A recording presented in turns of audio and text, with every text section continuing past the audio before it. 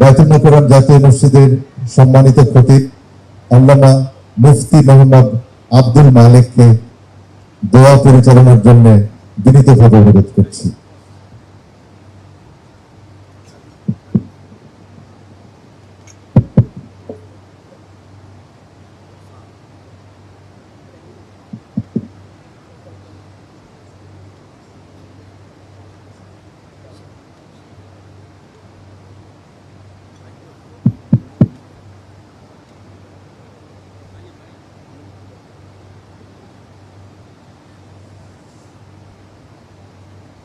আমরা দুরূদ শরীফ পড়ি।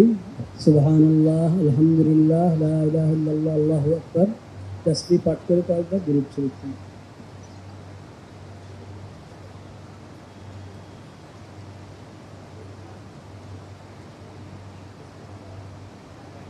আলহামদুলিল্লাহি রাব্বিল আলামিন ওয়াসসালাতু ওয়াসসালামু আলা সাইয়্যিদিল মুরসালিন ওয়া আলা আলিহি ওয়া সাহবিহি আজমাইন।